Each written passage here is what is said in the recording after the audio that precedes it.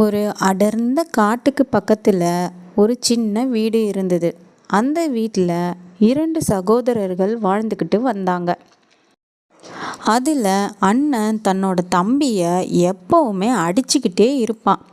தம்பிக்கு எந்த பொருளையும் கொடுக்காம தானே வச்சுக்கிட்டு ரொம்ப சுயநலமாக இருந்தான் அந்த அண்ணன். அண்ணன் எவ்வளவுதான் கொடுமை பண்ணாலும் தம்பி அமைதியாகவே இருப்பான். ஒரு நாள் அந்த அண்ணன் காட்டுக்கு விறகு வெட்ட போனான். நிறைய விறகுகளை வெட்டினான். அவன் அப்போ அங்கே ஒரு தங்க ஆப்பிள் மரத்தை பார்த்தான் அந்த அண்ணன். உடனே அந்த தங்க ஆப்பிள் மரத்தை வெட்ட போனான். அப்போ அந்த ஆப்பிள் மரம் திடீர்னு பேச ஆரம்பிச்சுது. என்னை வெட்டிடாதீங்க, உங்களுக்கு நான் எவ்வளவு தங்க ஆப்பிள் வேணும்னாலும் தரேன் அப்படின்னு சொல்லுச்சு. அந்த பேராசை பிடிச்ச அந்த அண்ணன், தங்க ஆப்பிளை விட உன்னை வெட்டினா நிறைய பணம் கிடைக்கும் அப்படின்னு சொல்லிட்டு அந்த ஆப்பிள் மரத்தை வெட்ட போனான்.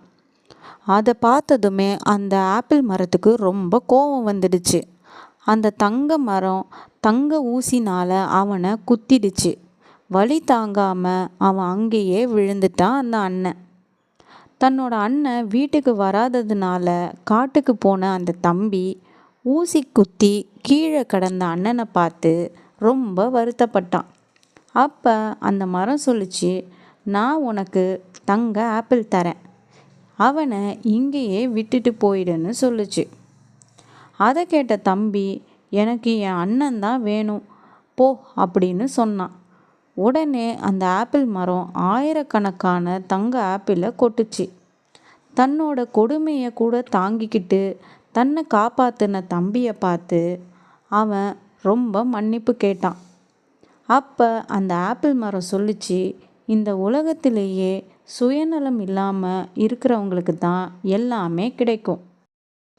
அதனால தான் நிறைய ஆப்பிள் உங்களுக்கு கிடைச்சிது. இனிமேலும் சுயநலம் இல்லாமல் உன்னோட தம்பி கூட இருன்னு சொல்லி அந்த மரம் அவங்கள அனுப்பி வச்சுது. இந்த கதை உங்களுக்கு பிடிச்சிருந்ததுன்னா லைக் பண்ணுங்கள், ஷேர் பண்ணுங்கள், சப்ஸ்கிரைப் பண்ணுங்கள்.